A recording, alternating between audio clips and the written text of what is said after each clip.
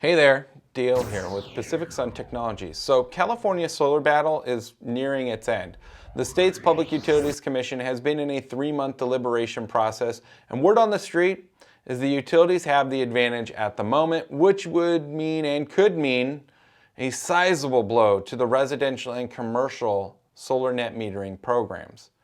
Now, net energy metering 3.0 remains likely to result in a steep reduction in the value of energy produced by solar systems in California, with an estimated reduction of 40 to 80%.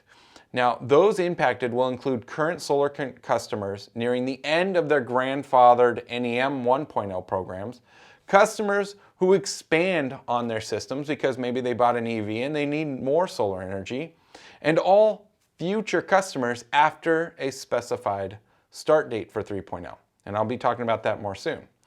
Now, if you or someone you know is planning to go solar, you really need to act fast so that way you can be grandfathered under NEM 2.0 rules. While much at this time is speculation, it is clear that 3.0 is coming and it's not in your best interest.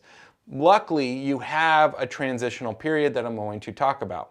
Now, in May, Californians voted down Assembly Bill 1139, which would have been a significant impact not only on the 3.0 proceedings going on right now at the California Public Utilities Commission, but also on existing solar customers who are grandfathered under 1.0 and 2.0. So that AB 1139 would have further cut utility savings from electricity generated by rooftop solar systems, but it would have required homeowners to start paying additional monthly fees to access the grid. Now, like I said, there's going to be a transition period from 2.0 to 3.0, and it's inevitable. 3.0 is going to be coming. It's just a matter of when. Thankfully, we kind of have an idea of how the timeline is going to work, and it's not like an immediate transition. So if you're in the process of going solar right now, awesome. If you're planning on going solar, you really need to, pick someone, hopefully us, by getting a quote. But you got to kind of get the ball rolling because you have what we're expecting up until April of 2022, and you'll be grandfathered into the Net Energy Metering 2.0 program for 20 years. And from my understanding, there's going to be no ifs, ands, or buts about that. You will be locked in for 20 years, and you don't have to stress.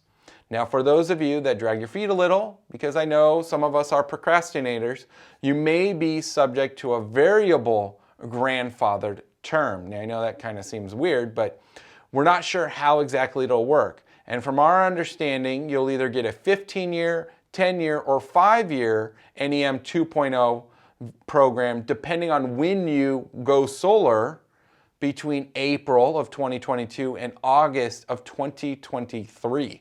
Yes, that's nearly a year and a half for the utilities and the Public Utilities Commission to come up with a really good game plan for 3.0. We suspect that those that go solar within the first 3 or 4 months of April or after April will get NEM 2.0 for 15 years, and that pattern will be repeating and continuing itself, but the terms will decrease. So if you wait another 4 months or 3 months, you'll get 10 years under 2.0, and if you wait until the last minute, then you're going to get 5 years of 2.0. So it's better to do it now rather than later.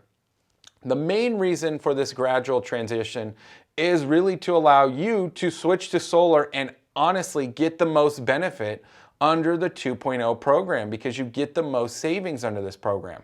Once we're on 3.0, things are going to be significantly different, and you'll likely have to purchase batteries to save the most money on it.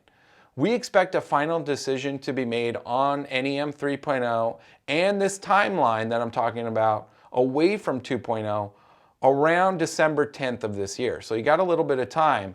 And if you're not subscribed to the channel, please be sure to do so. That way you'll be up to date with critical information regarding solar credits and the NEM program, because it's important whether you have solar or don't have solar, because it's going to affect everybody in some way.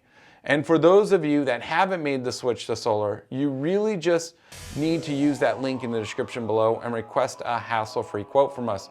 We're not here to pressure you into a hard sale by forcing your hand. We just want you to see the value in going solar now versus waiting until it's too late, and then you have to spend more money to save the same amount of money right now. I mean, that's literally how it's going to work out, because you're going to need batteries for 3.0 most likely.